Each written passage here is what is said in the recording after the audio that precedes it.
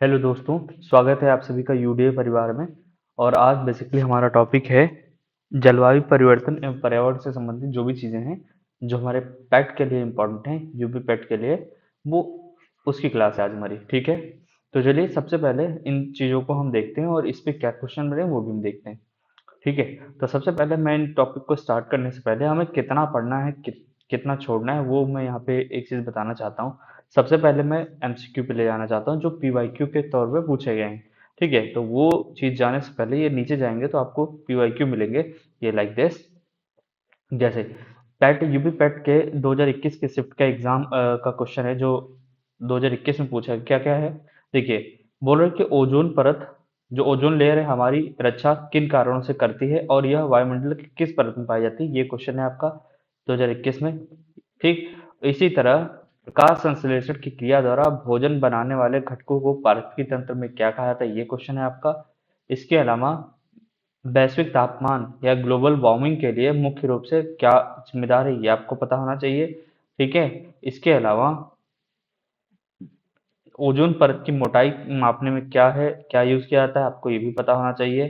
ठीक, तो ये सब क्वेश्चन आपके, जैसे पानी से भरे धान के खेतों और जुगाली करने वाले मवेशियों में से कौन सी गैस प्रचुर मात्रा में उत्सर्जित होती है, ये भी आपको पता होना चाहिए नॉर्मली। ठीक है, तो ये सब क्या है, ये जो क्वेश्चन आए हुए हैं इसी के आधार पे ये टॉपिक मैंने तैयार किया है और इसी को हम पढ़ते हैं। ठीक, जो टॉपिक पीवाईक्यू के आधार पर ही इस टॉपिक को हमें पढ़ना है। अदरवाइज इन्वायरमेंट का एक बहुत बड़ा बड़ा सिलेबस है जिसको हम अलग करके या फिर पीसीस के लिए या फिर अदर एग्जाम्स जो भी होते हैं इसमें पढ़ते हैं। बट यहाँ पे हमारे लिए एक स्टैटिक जीके के पोर्शन से पढ़ना है, तो हमें क्या छोड़ना है क्या पढ़ना है वो चीज़ आपको पता होनी चाहिए। ठीक, तो चलिए स्टार्ट करते हैं।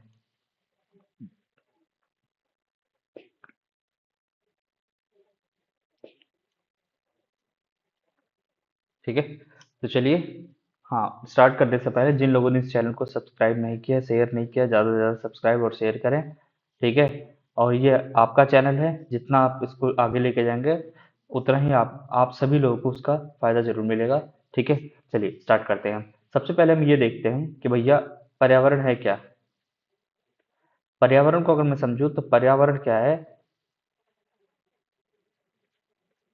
ये इसी सबसे बना है, परि प्लस आवरण। परि मतलब चारों ओर,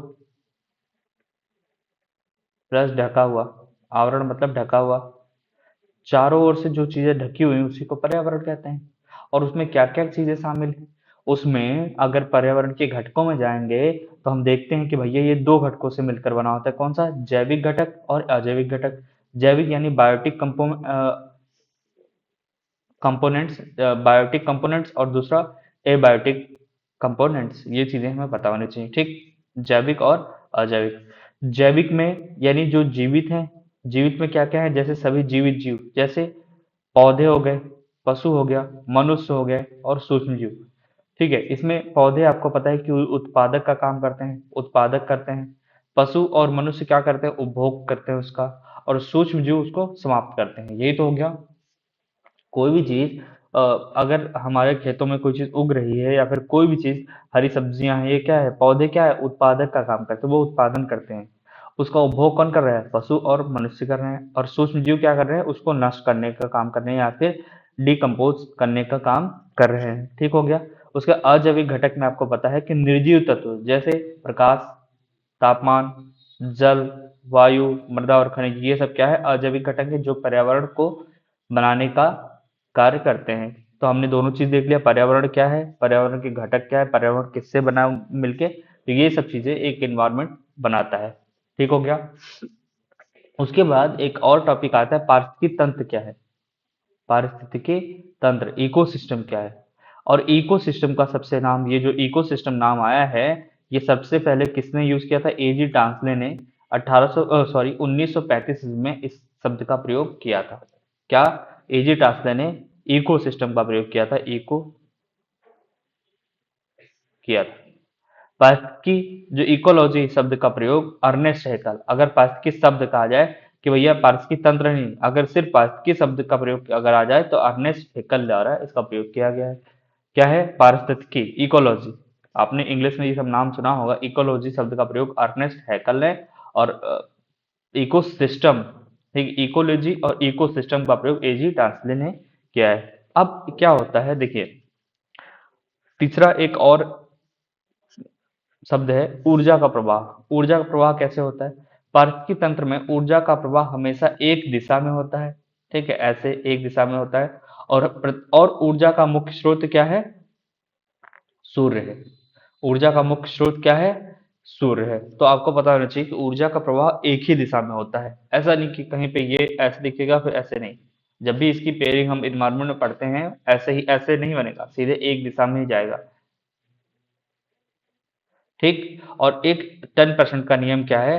लिंडमैन का 10% का नियम आता है। ये आपको पता है कि 10% ऊर्जा का नियम, ये 10% ऊर्जा के नियम से है। 10% ऊर्जा का नियम किसने दिया था? लिंडमैन ने दिया था। एक पोषी स्तर से दूसरे पोषी स्तर में केवल 10% ऊर्जा ही स्थानांतरित होती है, शेष ऊर्जा का ह्रास हो जाता है। यानी कहने का मतलब है कि मान लीजिए एक बकरी है, बकरी ने घास खाया, घास, घास किसने खाई? बकरी ने। तो 10% ही ऊर्जा इसके पास गई, ठीक है, इसके हिसाब से 10% ऊर्जा इसके पास गई, घास की ऊर्जा 10% इसके बाद थी। अब बकरी को किसने खाया? शेर ने। 10% की ऊर्जा सिर्फ इसके बाद गई है, बाकी 90% ऊर्जा का ह्रास हो गया है, ठीक है। अब शेर को भी कोई खाएगा, डिकम्पोज होगा, मान लीजिए मरेगा, कुछ भी होगा, डिकम्पोज होगा, वहां पे भी ऐसी चीजें चल रही हैं। फिर यही से सर्कल स्टार्ट हो जाता है। फिर इसकी जो चीजें बनेंगी, मिलेंगी, पौधे को मिल जाएगी, फिर पौधे को बकरी खाएगी, ऐसे करके एक साइकिल, ये इन्वायरमेंट में ना, अगर आप ध्यान से देखेंगे, एक साइकिल चलता रहता है, ठीक है।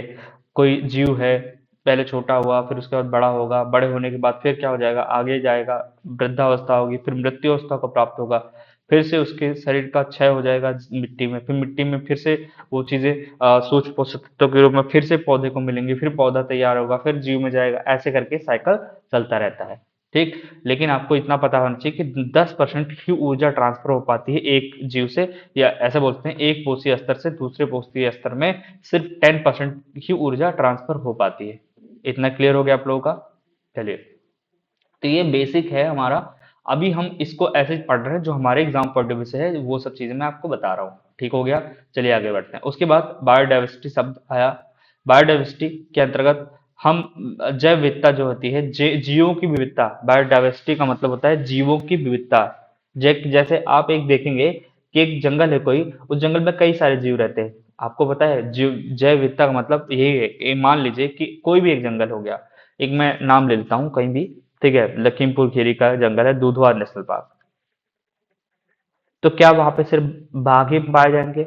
नहीं ना। अगर बाघ होंगे तो इनके लिए क्या मिलेगा भैया? हिरन तो जरूर होंगे वहां पे।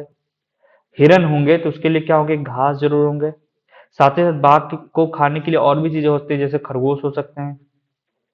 हिरणों को खाने के लिए छोटे छोटे और शाक शाक की पौधे होंगे, ठीक है। और भी और अन्य जानवर होंगे, जैसे यहाँ पे लकड़बग्घा हो सकता है, तेंदुआ हो सकता है। तो सबका साइकिल क्या है? एक मांसाहारी जीव, शाकाहारी जीव, ऐसे ही रहेगा।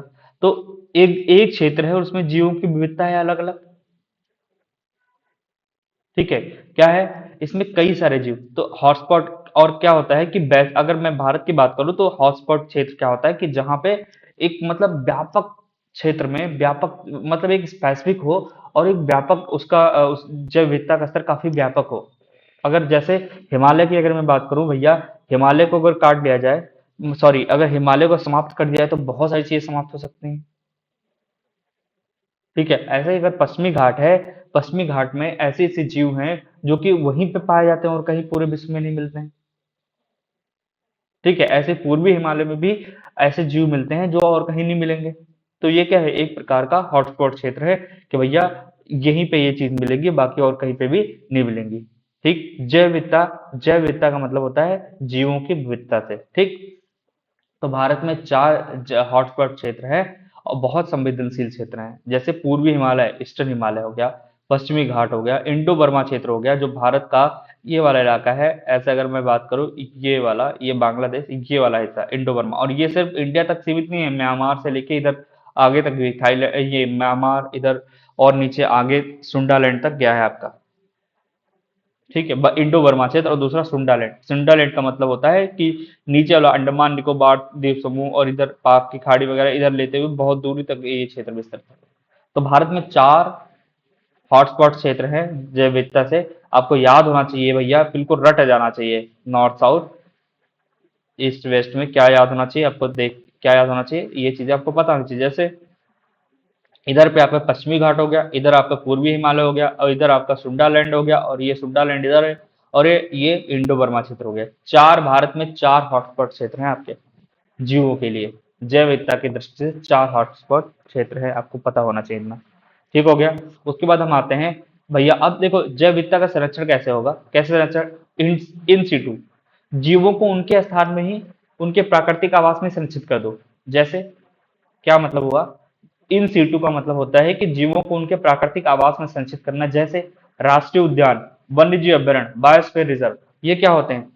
जैसे अगर पीलीभीत का कोई पीलीभीत का कार्बेट पीलीभीत का रिजर्व है, या फिर उत्तराखंड का जो कार्बेट रिजर्व है, वहीं पे वो उनके प्राकृतिक आवास है बाघों के, तो उन्हीं को वहीं पे संरक्षण दे दो भैया।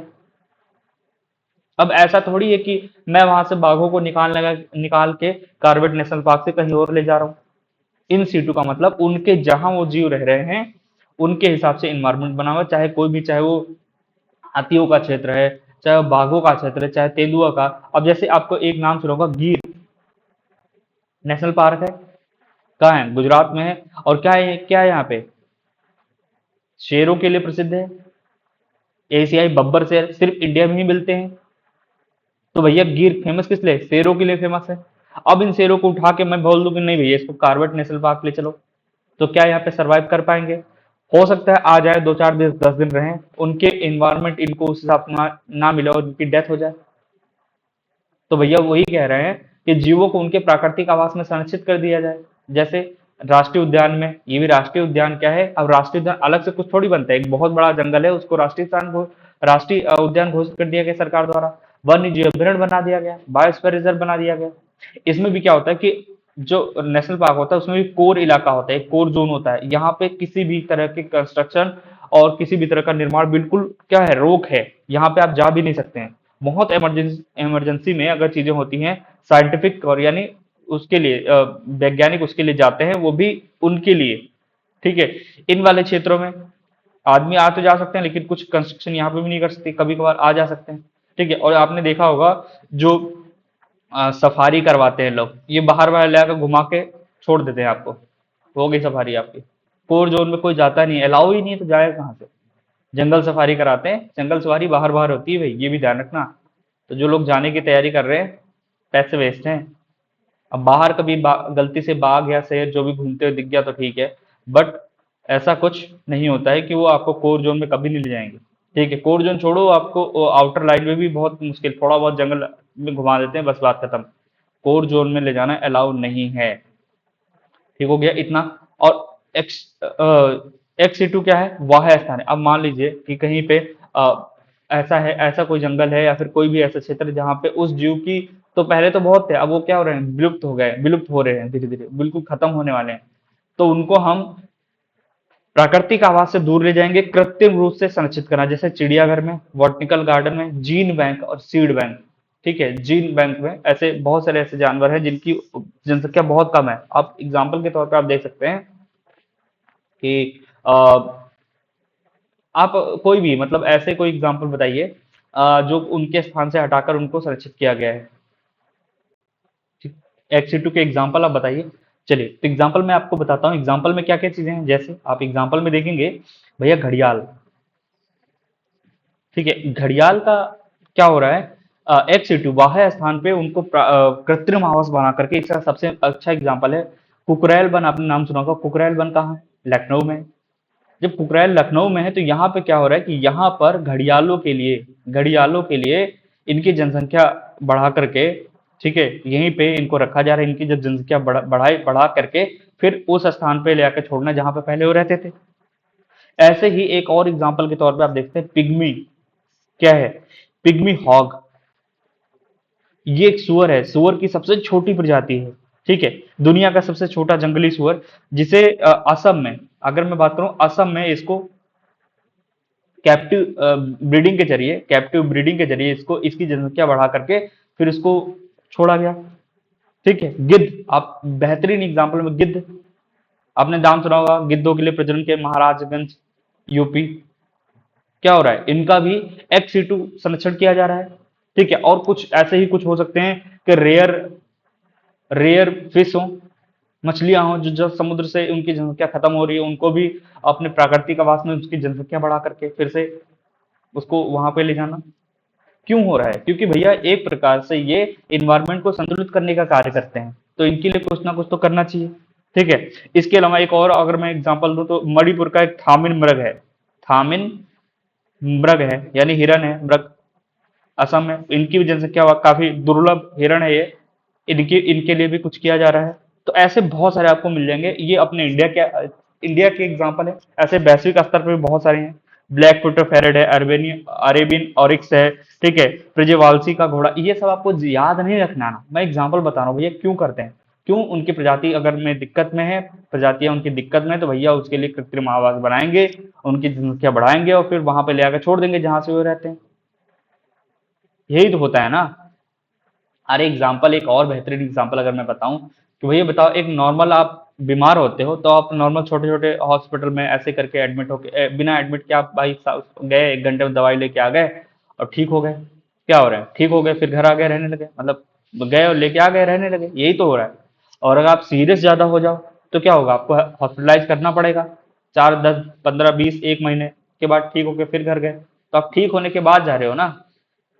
तो ऐसे एग्जाम्पल समझ सकते हैं ऐसे। आई होप आप लोगों को थोड़ा बहुत पता चीजें चली होंगी। ठीक, तो चलिए एक्स सीटू हो गया हमारा, इन सीटू स्वस्थान में, एक्स सीटू मतलब वाह्य स्थान में उनका संरक्षण करना। Seed bank, gene bank, seed मतलब ऐसे कुछ पौधे जिनके दुर्लभ हो गए उनके लिए सीड बैंक एकत्रित करना। जीन बैंक मतलब उनके जीन को या फिर स्पर्म वगैरह को रख के बाद में अलग जीवों को विकसित करना, ये सब चीजें हैं। ठीक है, अब जलवायु परिवर्तन, उसकी वैश्विक चुनौतियां क्या है, ये तो हम आगे ये भी देख लेते हैं। जैसे ग्रीन हाउस प्रभाव, ग्लोबल वार्मिंग। भैया ग्रीन हाउस प्रभाव क्या होता है कि मतलब पृथ्वी के तापमान में बढ़ोतरी के लिए जिम्मेदार है कौन, ग्रीन हाउस गैसें। ग्रीन हाउस गैसें क्या है, ये क्या है, पृथ्वी के तापमान बढ़ाने के लिए जिम्मेदार है, और उसमें सबसे बड़ा रोल प्ले कौन करते हैं, जैसे जो कुछ इंपॉर्टेंट जैसे जलवाष्प, ये भी भैया ग्लोबल वार्मिंग करती है, याद रखिएगा। ग्लोबल वार्मिंग करने का काम कौन करता है, जलवाष्प भी कर रहा है, प्राकृतिक रूप से सबसे बड़ा योगदान करता है। और आपको पता, अगर एग्जाम ऑप्शन में आ जाए कि भैया निम्न में से कौन सा ग्लोबल वार्मिंग बढ़ाने का कार्य कर रहा है, और आपका ये कुछ ना मिले, CO2 ना मिले, मीथेन ना मिले, और आपका जलवाष्प दे रखा है, अगर जलवाष्प दे दे और O2 दे दे, ठीक है, इसके अलावा 2-3 और एग्जाम्पल दे दे, आप तो भाई यार हमें तो मिल ही नहीं रहा। ठीक है, तो जलवाष्प बहुत बड़ा प्राकृतिक कारक है जो कि ग्रीन हाउस गैसों को बढ़ाने में कार्य हेल्प करता है। दूसरा CO2 हो गया। CO2 कहाँ कहाँ से होता है, जीवाश्म ईंधन यानी पेट्रोल डीजल वगैरह, जो जीवों के अंश से ईंधन निकलता है, जैसे कोयला, तेल वगैरह, पेट्रोल वगैरह, ठीक है, के जलने से सबसे अधिक मानव निर्मित उत्सर्जन इसी से होता है। उसके बाद मीथेन, भैया मीथेन कहाँ से निकलती है, आर्द्र धान के खेत से। आप कभी धान के खेत, बड़े धान के खेत, उसमें पानी भरा हो ना, आप निकलो ऐसे लगेगा गर्मी हो रही है, मीथेन। ठीक है, किसी सड़े हुए नाले के बगल से जा रहे हैं, वहां स्मेल आ रही है, वो भी मीथेन। ठीक है, तो मीथेन वगैरह कई, और पशु जब जुगाली कर रहे हो, अब आपने कभी ध्यान दो कि जब कोई जानवर खाने के बाद यानी चारा खाने के बाद बैठा रहता है, तो क्या करता है, फिर से अपने पेट से वो पुनः चारे को लेके आता है, फिर उसको आराम से बारीक करता है। वहां पे भी क्या, जुगाली जब करता है, जुगाली में भी क्या होता है, मीथेन रिलीज होता है। तो मीथेन हो गया, तो मीथेन भी भैया क्या करता है, ग्रीन हाउस गैस को बढ़ाने का बड़ा योगदान करता है। ठीक है, धान के खेत सबसे इम्पोर्टेंट, आर्द्र भूमियां भी ऐसे ही कार्य करती हैं। नाइट्रस ऑक्साइड, कृषि उर्वरकों और औद्योगिक गतिविधियों से भी भैया क्या होता है, ग्रीन हाउस गैस बढ़ रहा है। अब फ्लोरिनेटेड गैसेज जैसे CFC, HFC, SF6, ये सब मानव निर्मित, रेफ्रिजरेटर में ऐसा यूज होता है, AC में यूज होता है, रेफ्रिजरेटर में यूज होता है, फ्रिज में यूज होता है। ये सब गैसें भी भैया क्या करती हैं, ग्रीन हाउस यानी तापमान बढ़ा रही हैं, वैसे ताप। और आजकल तो एक ट्रेंड चल रहा है भैया AC का। क्या हो रहा है, इसका जो आउटडोर आउटडोर होता है, वो कितना ज्यादा गर्म हवा फेंकता है, वो भी तो इन्वायरमेंट को गर्म कर रहा है। ठीक है, इसके अलावा आपने एक चीज और देखा होगा, और भी बहुत सारी चीजें यार, शहरों में सड़कें भी एक प्रकार से इसको बढ़ाने का काम कर रही हैं। ठीक, तो ये सब आपको याद रखना है। ओजोन परत का क्षरण क्या है? ओजोन परत मुख्य रूप से वायुमंडल के समताप मंडल में ये ओजोन परत किस में है? सबसे पहले तो आपको बताना है, समताप मंडल में ओजोन परत, जैसे हम नीचे से जाएंगे पृथ्वी हमारी और ऊपर को ले जाएंगे तो सबसे पहले क्षोभ मंडल, फिर समताप मंडल। तो क्षोभ मंडल के ऊपर ये समताप मंडल के जस्ट नीचे वाला इलाका, यहाँ पे पाई जाती है ओजोन गैस, ओजोन परत। ठीक है, और ये ओजोन लेयर क्या होती है कि सूर्य से आने वाली जो क्या होती है, सूर्य से आने वाली जो अल्ट्रावायलेट किरणें होती हैं, सूर्य से आने वाली अल्ट्रावायलेट किरणें होती हैं, यूवी, उसको रोकने का काम करती हैं। अगर ये आ जाएंगी पृथ्वी पे तो क्या होगा हमारे लिए? अगर ये परत ना हो तो भैया सीधे आएगी, तो भैया सीधे स्किन कैंसर, त्वचा कैंसर में योगदान करेंगे ये सब, त्वचा कैंसर। ठीक है, तो अल्ट्रावायलेट किरणों को रोकने में ये काफी हेल्पफुल करती है, कौन? ओजोन परत। ठीक है, और अगर इसका क्षरण होगा तो भैया क्या होगा आने वाले टाइम पीरियड?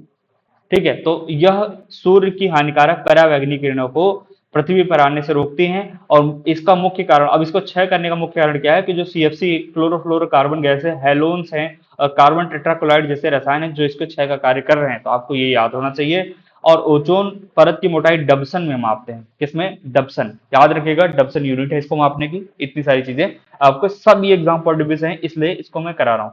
अब देखो, कुछ पर्यावरण सम्मेलन है जो आपके एग्जाम पॉइंट ऑफ व्यू से इंपॉर्टेंट, जो एग्जाम में आती हैं। सबसे पहले अब देखो, वैश्विक पर्यावरण को लेकर के शुरू से ही बहुत सारे काम हो रहे थे, मतलब लोग सोच रहे थे। तो पहला सम्मेलन कब हुआ? 1972 में। क्या?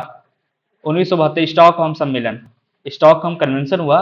इसमें क्या, मानव पर्यावरण पर पहला वैश्विक सम्मेलन, इसी के तहत 5 जून को विश्व पर्यावरण दिवस मनाया जाता है और यूएनईपी की स्थापना हुई थी। समझ में आ गया इतना? 5 जून को विश्व पर्यावरण दिवस घोषित किया गया था स्टॉकहोम सम्मेलन में 1972 में। उसके बाद आगे आने वाले टाइम में और भी सम्मेलन हुए। मॉन्ट्रियल प्रोटोकॉल हुआ कब? ये 1987 में हुआ। ओजोन परत को नुकसान पहुंचाने वाले पदार्थों सीएफसी के उपयोग को चरणबद्ध तरीके से समाप्त करना, 1989 में ये लागू हुआ। ठीक हो गया। उसके बाद फिर से हुआ 1992 में पृथ्वी सम्मेलन हुआ। ठीक है, रियो डी जेनेरियो ब्राजील में आयोजित हुआ। इसके तहत यूएनएफ ट्रिपल सी सीबीडी और एजेंडा 21 की स्टार्टिंग हुई थी। कब? 1992 में। उसके बाद 1997 में क्योटो प्रोटोकॉल हुआ। क्योटो प्रोटोकॉल में, इसमें भी ग्रीन हाउस गैसों के उत्सर्जन को कम करने के लिए कानूनी रूप से बाध्यकारी संधि लागू हुई। और इसको लागू कब कराया गया? 2005 में। क्योटो प्रोटोकॉल, इसको उत्सर्जन कम करने कानूनी रूप से बाध्यकारी, आपको ये भी पता होना चाहिए। ठीक, उसके बाद 2015 में पेरिस में समझौता हुआ, COP 21, वैश्विक तापमान वृद्धि को पूर्व औद्योगिक स्तर से, ठीक है, 2% 2 डिग्री से कम करना, अनुमानतः 1.5 डिग्री रखने का वैश्विक संकल्प है। ये पेरिस में ऐसा हुआ था 2015 में। लेकिन ये कि यहाँ पे क्या होता है, सब लोग पहुंचते हैं, चाय समोसा खाते हैं, फिर चले आते हैं। कोई कहाँ कर रहा है? आज तापमान कितना है हमारे? कितना तापमान है? बहुत ज्यादा।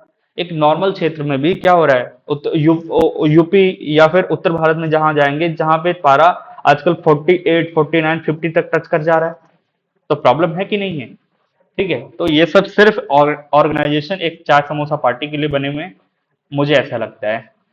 ठीक है, लोग जाते हैं, चाय समोसा खाते हैं और चले आते हैं, कोई कुछ नहीं कर पा रहा है इसके लिए। ठीक, और 2021 में ग्लासगो में हुआ था। भारत ने पंचामृत एक लक्ष्य रखा था, लक्ष्य की घोषणा की, जिसके तहत 2017 तक 70 तक, अब बताओ, 2070 तक नेट जीरो उत्सर्जन लक्ष्य रखा गया है भारत द्वारा। तो भाई, अब जैसे कि ग्रीन हाउस गैसों को, ये अचानक से तापमान नहीं बढ़ रहा है, इसकी शुरुआत 1900 के आसपास हो चुकी थी, जब औद्योगिक क्रांति चल रही थी पूरे विश्व में। पूरे विश्व में क्यों, इंग्लैंड में, अमेरिका में ऐसा चल रहा था। अब वो लोग तो खुद तो विकसित हो गए। अब जो विकसित कर रहे हैं देश, जो विकासशील से विकसित बनने की कोशिश कर रहे हैं, अब उनका अब वो इंडिया से कहते हैं, चाइना से, तुम अपना कोयला जलाना बंद करो। भाई, हम विकसित, या तो हमारे लिए कुछ ऐसा इंतजाम करो कि हम बंद करें। अब तुम कह रहे हो बंद करो, तुम्हें वो नहीं करना है, तो हम कैसे कर लें? ठीक है, तुमने तो जला के सब चीज अपना सही कर लिया है, हम तो अब जला रहे हैं, तो हमारे लिए तो प्रॉब्लम है ना अगर हम नहीं करेंगे ऐसा तो। ये सब चीजें हैं। ठीक है, आपको इतनी सारी चीजें याद होनी चाहिए। ठीक हो गया, आगे बढ़ते हैं फटाफट। चलिए, उसके बाद भारत के प्रमुख पर्यावरण कानून क्या है? वन्य जीव संरक्षण अधिनियम 1972 को पारित हुआ था। जल प्रदूषण निवारण नियंत्रण अधिनियम 1974 को, और वन संरक्षण अधिनियम 1980 को। ये इंपॉर्टेंट है। वायु प्रदूषण एवं वायु प्रदूषण निवारण एवं नियंत्रण अधिनियम 1981। तो इसके कैसे याद रखना है? सबसे पहले जल, फिर वायु। अगर जलवायु में आता है तो पहले जल प्रदूषण वाला 1974 याद रखना, फिर वायु 1981 में। आपको ये वन्य जीव संरक्षण अधिनियम 1972 सबको पता होगा। टाइगर संरक्षण, टाइगर के बारे में यहीं पे बात, टाइगर टाइगर कंजर्वेशन की बात यहीं पे हुई थी। ठीक है, 1992 में हाथियों के कंजर्वेशन के लिए बात होने लगी थी। ठीक, तो ये आपको बताना चाहिए। वन संरक्षण अधिनियम 1980 में एक, यहाँ पे वन्य जीव संरक्षण अधिनियम 1972, वन संरक्षण अधिनियम 1980। तो आपको यहाँ भी डिफरेंस पता होना। एक पर्यावरण संरक्षण अधिनियम, ये 1986। पर्यावरण का संरक्षण करेंगे, भारत द्वारा ऐसे प्रयास किए गए, भारत द्वारा काफी कदम उठाए गए हैं। ठीक है, अभी आपने देखा होगा रेलवे को भी विद्युतीकरण 100% करने का लक्ष्य 2030 तक रखा गया। ऐसे करके भारत बहुत स्टेप उठा रहा है। ठीक है, तो वैसे तो वैश्विक स्तर पर सबको कार्य करना चाहिए। जब से ट्रम्प चाचा आए हुए हैं तब से और भी चीजें खराब हैं। ठीक है, उनको ये लगता है कि ये सब एक नॉर्मल प्रोसेस है, इसमें कुछ होगा नहीं। ठीक है, तो ये चीजें आपको याद हो गया। ठीक है, इसे ही, इसे जो 1986 वाला, इसे भारत में छाता विधान या अम्ब्रेला लेजिस्लेशन कहा जाता है, जो ये भोपाल गैस त्रासदी के बाद लाया गया था। क्या बोलते हैं इसको? अम्ब्रेला, इसको आप पढ़ लीजिएगा यार। ठीक है, तो इतना हो गया हमारा। ठीक, चलिए आगे बढ़ते हैं। जैव विविधता अधिनियम 2002 में आया था, आपको ये भी पता होना चाहिए, जैव विविधता अधिनियम। ठीक, अब यार बताने को इसमें बहुत सारी चीजें हैं, बट आई होप मुझे कंट्रोल करना पड़ रहा है अपनी तरफ से। ठीक है, एनजीटी राष्ट्रीय हरित प्राधिकरण आया था, नेशनल ग्रीन ट्रिब्यूनल, इसके लिए 2010 में आया था। पर्यावरण संबंधी मामले त्वरित निपटाने के लिए जो भी विशेष ट्रिब्यूनल बनाया गया 2010 में। क्योंकि अगर मैं चीजें समझाने और लगूंगा तो ये क्लास बहुत बड़ी हो जाएगी। ठीक है, और इसके बाद यूपी को कुछ इंपॉर्टेंट क्या है, कुछ डाटा है कि उत्तर प्रदेश के कुछ भौगोलिक क्षेत्रफल भौगोलिक क्षेत्र का लगभग 6.15 भाग वनावरण है। यदि वृक्ष आवरण को भी ऐड कर दिया है तो कुल मिलाकर 9.3% हो जाता है। सर्वाधिक वन क्षेत्रफल वाला जिला है सोनभद्र, और सबसे कम जिला वाला है भदोही संत रविनाथ नगर है।